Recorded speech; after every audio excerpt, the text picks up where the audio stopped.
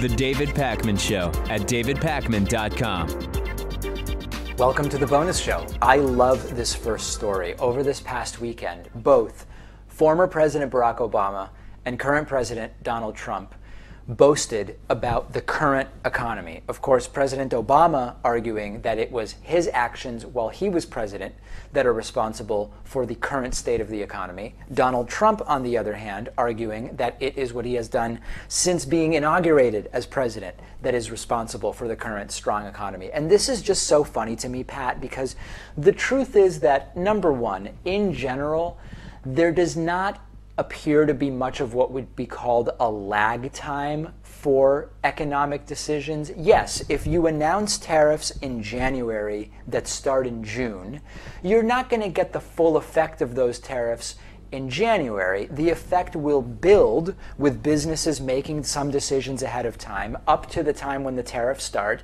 and then you'll sort of have like the full effect. But for the most part, economic decisions have an impact relatively quickly. Certainly no more than like a 6-month lag time is considered when it comes to the bigger picture of the direction of the economy. So the truth of the matter is that economies have cycles that are separate from the President of the United States. And that doesn't mean nothing presidents do impacts the economy. Of course it does. But as we saw, for example, during President Obama's second term, there was every indication that the economy was going to be in pretty good shape, whether Mitt Romney defeated Barack Obama and became president in 2012 or not. And indeed, we had a pretty good economy. And of course, the president can alter it a little bit.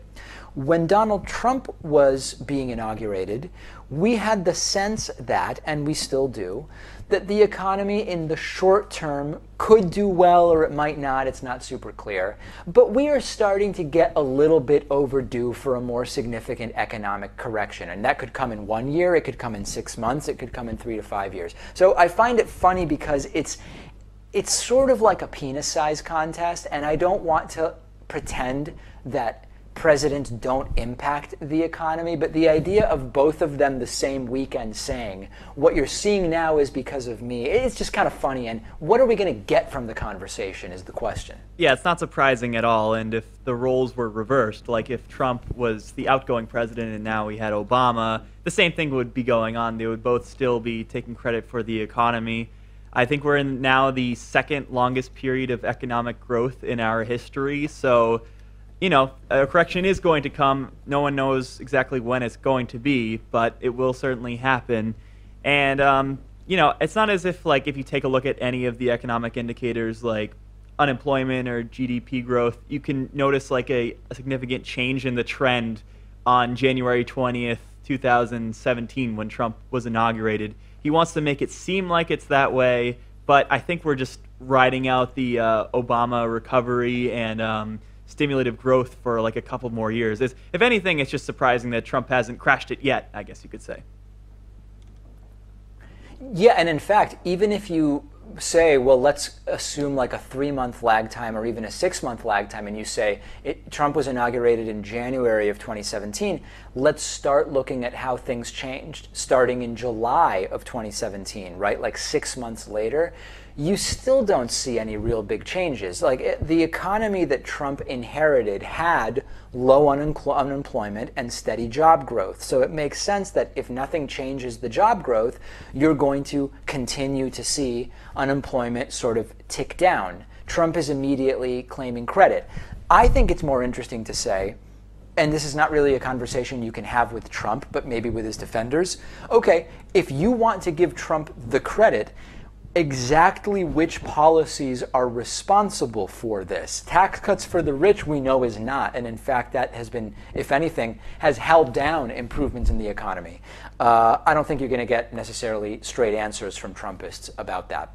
We often talk about Pluto on the show. Is Pluto a planet? Should it be a planet? It had planetary status, then it lost it.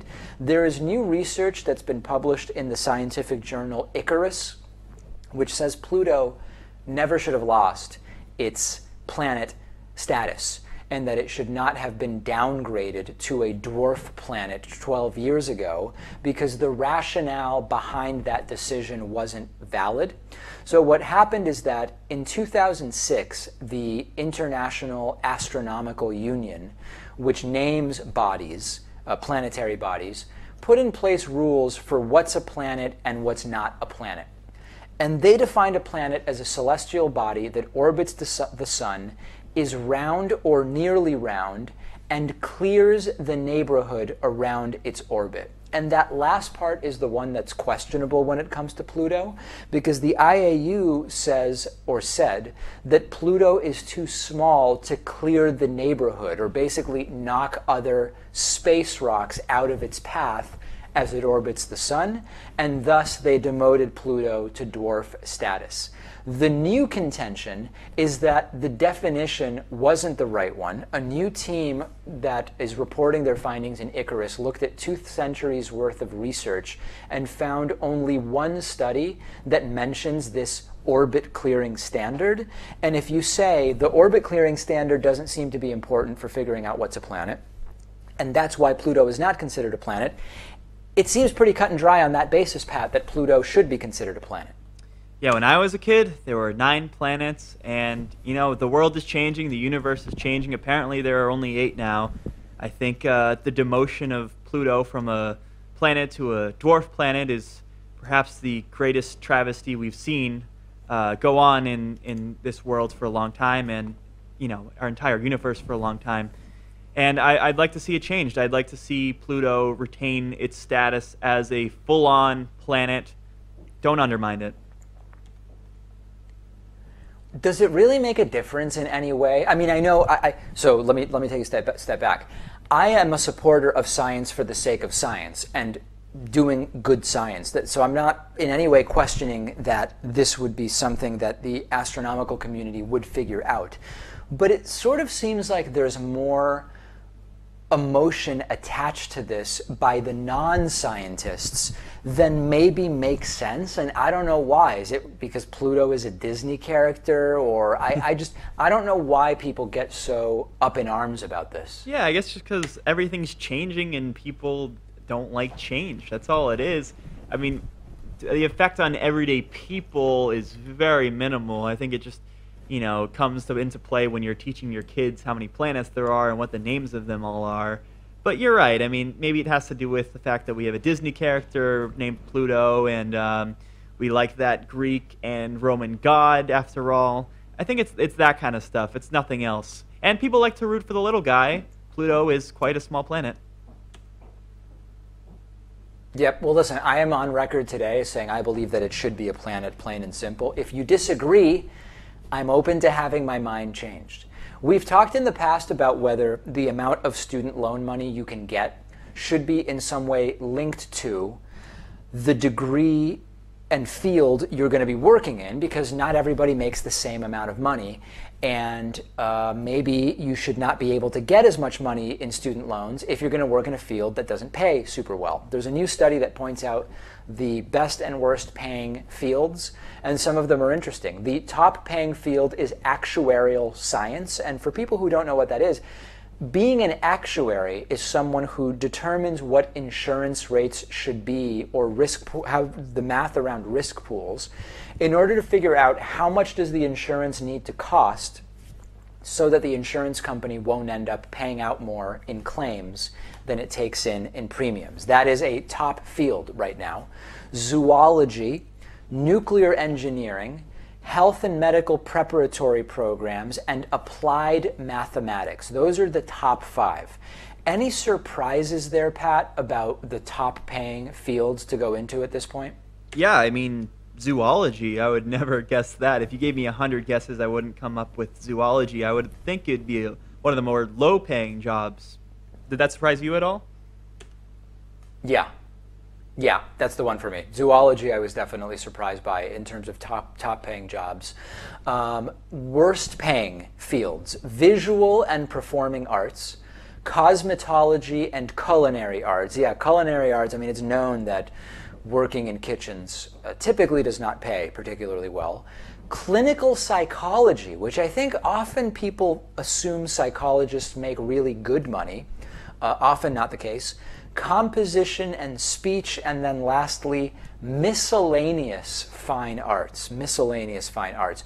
The one surprise there for me is sort of psychology, although, I mean, I know enough mental health people to know that many of them are not doing super well, but it being on the worst 5 was a little bit surprising. I think it's because a lot of people major in psychology because it is admittedly an interesting field to go into.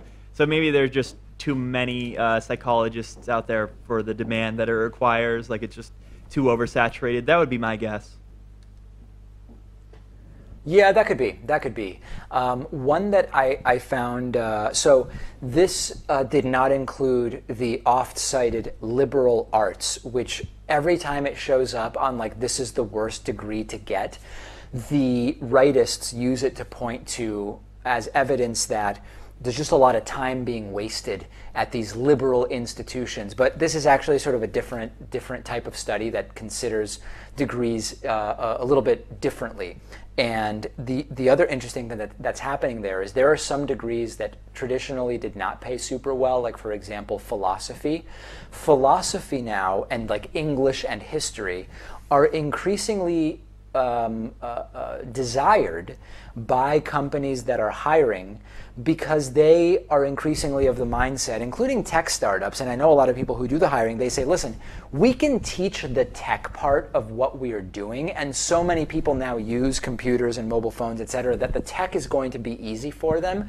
What we can't teach to people that have graduated from college is how to think, how to read critically, and how to write, very importantly. So it's actually become a fad now to look for philosophy majors at tech companies. So actually now it seems to be a much better degree to have, but not to work in the field of philosophy, just to work at other places. Yeah, it's interesting. I mean, it all depends. Like, if you want to become an engineer, you got to go down that track, right? If you want to be a lawyer, your undergrad doesn't matter as much. Maybe you'll go into history or political science, but eventually you'll go into law school. But if you're not entirely sure, your best bet is probably to go with just a liberal arts education because you can get those critical thinking skills, you can learn how to learn, and just accumulate just general knowledge about the world, and then fine-tune your interests once you go along in the process and get your first couple of jobs. Hey, I majored in political science, and I questioned that decision many, many times over my college career, and I think it worked out somewhat well for me. Well, I disagree with you, Pat, that it's so useful and necessary to have those basic skills. You can become president of the United States without those basic skills. So clearly, it is possible to succeed without that. Could just be the exception, though. Maybe it's not the rule. Or maybe we just have to rethink everything going on in our society. Yeah, I think that last thing is probably the right one. That is it for this week. I will join you once again from Paris, France, Monday and Tuesday. As of right now, I'm scheduled to fly home on Wednesday, and then I plan to be back in the studio on Thursday. Welcome to all of our new members. Thanks to everybody who's been with us for a while. Brand new week of shows next week. The David Pakman Show at davidpakman.com.